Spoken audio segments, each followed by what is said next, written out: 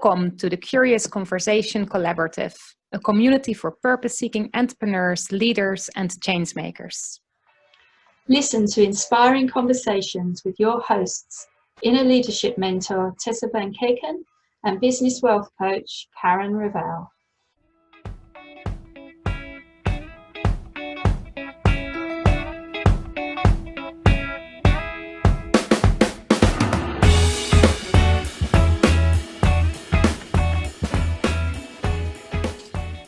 So, welcome back to this summer theme of being aligned in your business.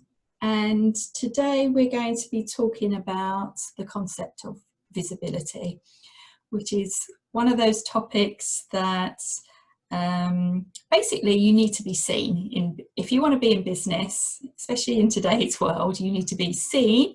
And right now you need to be seen online. Whether you like it or not, that is the case. So, Tessa, we were talking about this earlier, and we're talking about really about what it means to be visible today, and some of the things that crop up, the fears that crop up, but also why it's important to be visible. And I think that starts off with the whole reason of why you're in business and the impact that you want to make. Yeah, for sure. I think, and I think there's always this concept, like, I think in particular people who are more on the maybe a bit more the introvert or the some people call themselves shy, or if you're more on that side of the spectrum, then often the words being seen and visibility make you shrink straight away and go like, I want to just go and hide right now. And we talked before as well, there can be different things from your past as well, why you might be like, I don't know if I want to be seen at all. And I think there's two sides to that. There's, first of all, the being seen doesn't only mean you being seen as in physically seen. There's different ways around that, but I think first of all what we said around the impact is also to see that when we talk about being seen, we often see these people that are all the time out there and they're on the stage and they're really, really visible in you can think of famous people doing all these inspirational talks and all these kind of things, whereas to me, it's the being seen means that people, you pop up in people's awareness. And that can also be on a more subtle level. It's more about this ripple effect. Do people start thinking, hey, wait, that's Karen Ravel. I heard about her. She does something with, wealth dynamics or even just, she does something with wealth, like really inner wealth. That's the kind of visibility I think we're talking about here, right? It's this linked to the impact you're making. And that doesn't and I think, well, there's a couple of things that come up for me there, Tessa, is like, one, it's about your personality, because like if you are someone who's very, like you say, extrovert and outgoing and that, you may want to be, you probably quite enjoy being seen, and coming back to wealth dynamics, if you're a star profile, you will. But it's also about, I think, the different ways that you can make an impact. Yeah. So we've talked, so you can be out there and having this impact by being visible to lots of people. Or you can be showing up in a way that, like you said, that's a bit more subtle, that you end up working with people that they themselves then may have, may go out and be seen a lot. So they have a wide outreach. So therefore you have this ripple effect. So you don't have to be the person. And I think it comes down to this concept of, are you being visible and being seen, or are you being famous? Yeah. And I think that's the fear. And I certainly, as an introvert myself, I know that was like my fear in the beginning. It's like, oh my God, I'm going to have all these people watching me. Yeah. And that's not true, because especially in the online world these days, it's like you have to really shout to kind of be seen and be heard. But so I think we have to move away from the fact that if you're turning up online whether it's video, blogging, whatever you're doing, that doesn't automatically make you a famous person. No, and that's, I think, the thing, because I think being seen, we think straight away of this seeing, and so I need to be visible, I need to have my picture, my video, everything plastered all over the internet, whereas that's not the case. And I would really nearly say it's more about being known, but then the being known can be interpreted again as being famous, whereas it's really more than known. As I said, it's this thing that you're in people's space of awareness. Basically, it is that if they, like for me with the meditation and internet, I think, oh yeah, she's the one who can help people to really become more aligned and calm, and you know, so it's that kind of way, and it can be very subtle. And I think one of the things you were mentioning there is, like, I think is particularly when people, I know I have, like in particular at times where if there might be some other stuff going in my life, you know, like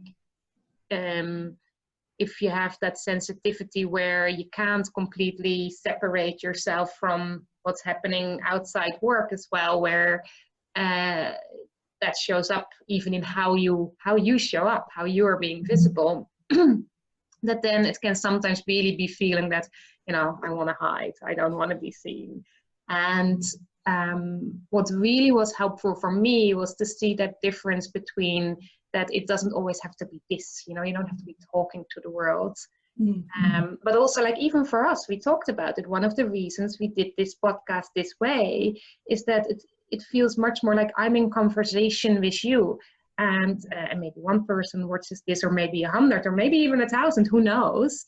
But I'm talking to you.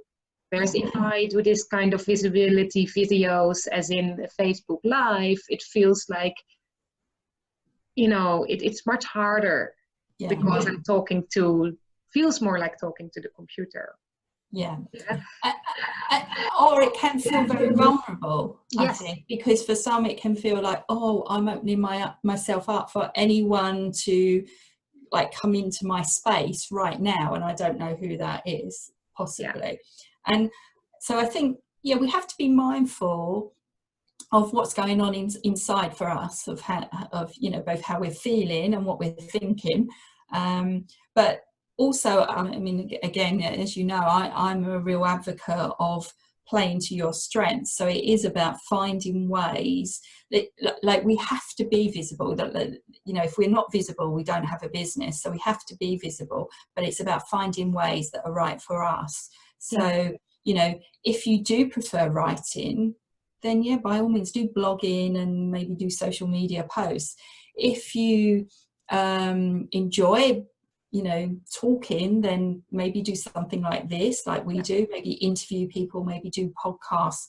If you like being on video or interacting a lot more, then do the Facebook Lives or do the videos. Or, you know, it is finding ways that work for you. And I think that's so important, right? And I think, again, this is what we talk about this month, this piece of alignment.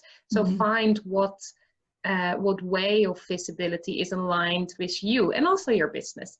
But like, so again, if you're comfortable writing, use writing. Maybe someone is comfortable, you know, if something has some creativity within it. I know people who use their own drawings or other like creative ways of showing that. And there is the one element that I remember, like from someone saying around that, unfortunately, we all have to also be a little bit mindful of the algorithms behind all the social media platforms and all this, and that at the current moment, and it changes every time, so it's better to talk to a social media expert if you want to know exactly how it is at the moment, but that there is this thing of, like, recently they were saying, oh, like, okay, video posts are being shown more, like, you know, you get a higher reach with them. But then I know from a good friend of mine who is really, really introvert, her words, who said she got a tip, which I thought was really lovely. And she said, someone told me, like, what I can do is I can make a little video of what I'm looking at. For instance, if I'm out in nature and I'm walking and I show a little video, and if I'm comfortable, I actually talk over it. And if I even feel that's a bit scary to have my voice on the camera, I just make the little video and I accompany it with a written post. And I thought it was lovely, because that's still visibility. Again, it's not about your face necessarily. So I thought, you know, to also keep in mind the maybe the kind of what do you call it, all the strategies and all the things behind it, where you just have to be mindful that that's the way it is. There's not much you can do about it. If they're saying, well, look, 1 minute video posts, they get the highest reach, but you're not comfortable with talking on video or doing a live, then do that. Create a nice little video of a sunset. I don't know. I've seen those going around and people really having high engagement with it, because people go, it's beautiful, because most people don't go out to watch the sunset anymore. So you're giving that for them to look at. Yeah, and I think this is the difference. It's about doing something that plays to your strengths and makes you feel comfortable, so that you don't feel too vulnerable, and then being strategic with that method, rather than saying, oh, video is the latest thing, therefore I have to be on video. Yeah, that's the wrong way round to me. That's like putting strategy first above everything, or tactics actually, rather than strategy above everything else. And that's what forces people to go, oh no, I don't want to do that, And it's very risky, because if you do it that way, that will come across on the video. So you also have to be careful with that, because although we say you need to be visible, you can be visible in the wrong way. You do also have to make sure. That's why that alignment is so important. So find a way that works for you, that feels aligned to you. Yeah. Right. Well, actually, that is going to lead us into our next conversation, which is all going to be about business models. And again, I think that's going to play a lot into working with what's in alignment and playing to your strengths.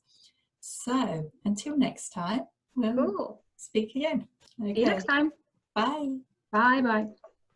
Thank you for listening. Did you enjoy this episode? Do share your thoughts and questions in the comments, or send us a message.